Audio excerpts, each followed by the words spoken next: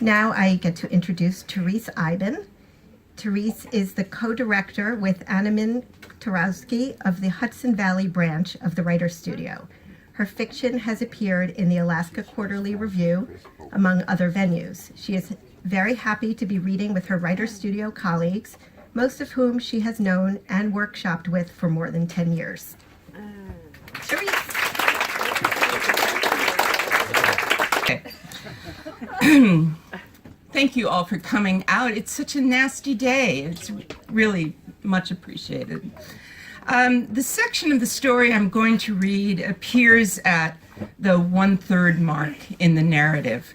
All you need to know is that the narrator has agreed to drop everything and drive back to the town where she and her brother grew up, where she hasn't set foot in 20 years.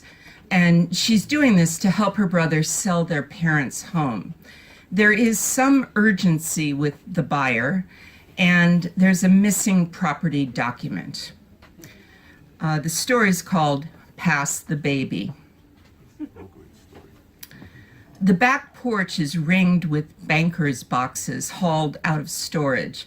Victor sits in a club chair I vaguely remember from our father's office, a beer on the armrest, an open box on his knees.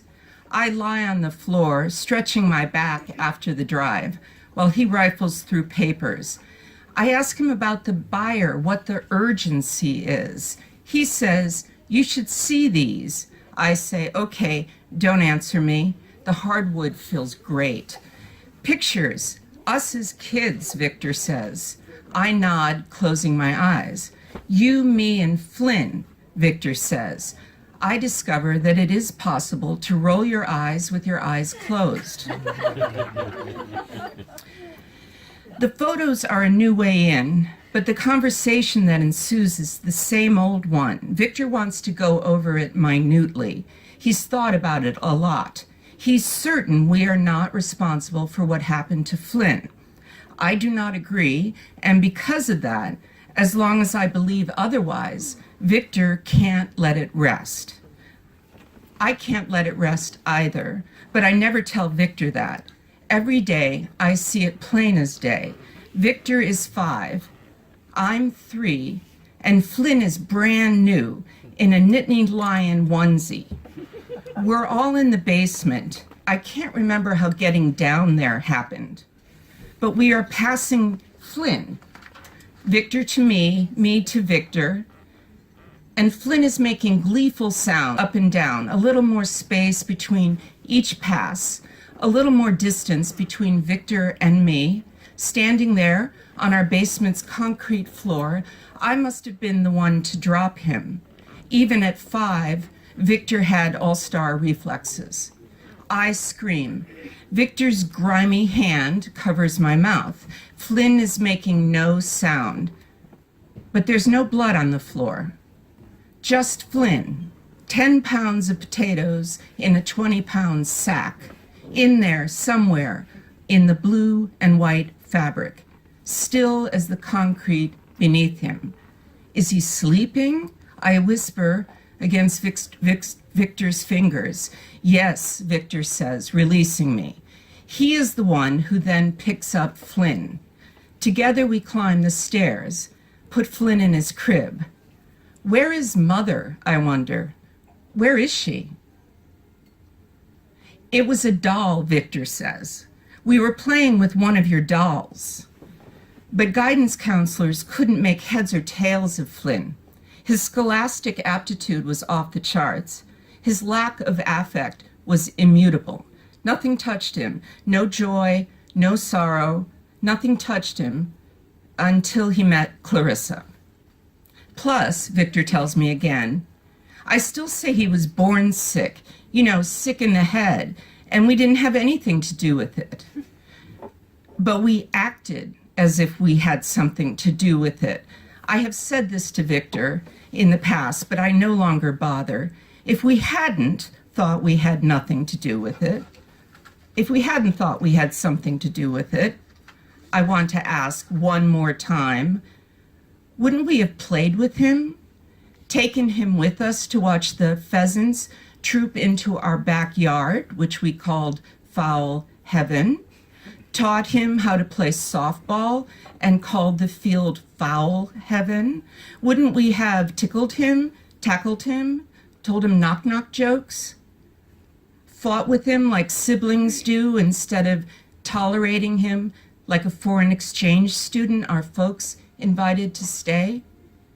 And besides, I want to say, we did play Pass the Baby, and we did drop a baby who grew up to be Flynn, who grew up to kill his girlfriend, Clarissa, and hide his crime, lime and plaster, plywood and paint, in a plumbing chase behind the water heater in her parents' basement.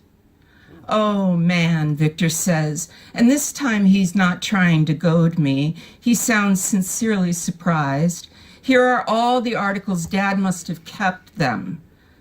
Our local paper, the Bethel Pamphleteer, the Harrisburg Patriot News, the Philadelphia Inquirer followed the trial. They named our parents and Victor, who was 21 by then, a fullback at Penn State. And me, I was 19, a sophomore at an out-of-state university. Only Flynn was a minor, 16. The papers reported conflicting forensic evidence as to whether Clarissa was actually dead or merely unconscious when Flynn walled her up. Exhaling deeply, I say, "Why are we talking about this?" I roll onto my right side and hug my knees to my chest. You've sold the house. With my palms flat on the decking, I push myself into a seated position. "What are you going to do with all the dough?" I say. "What's that?" Victor says. "What?" I don't know what he means. "What you just did," Victor says. I have to think, but then I understand. That's how they teach you to get up in yoga. It protects the back. Yoga, Victor says. We're Catholic. Come on, I say, rising, taking the box from him. You've had 20 years to find this document. I don't know why we have to do everything now in one day. I make a show of being industrious, going through the banker's boxes. But when Victor starts carting the ones I've gone through out to the fire pit, I sneak a peek at the box I set aside.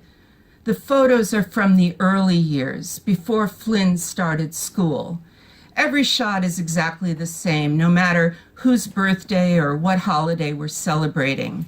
There's me, hair in pigtails with a goofy, notice me, smile. There's Victor with his smirky, I am the victor, appraisal of the camera.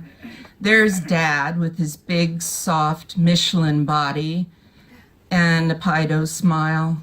Always to one side, there's my mother, coiffed, pressed, proud, and Flynn, eyes like bottomless coal holes, absorbing all the light in the room. Thank you. Wow.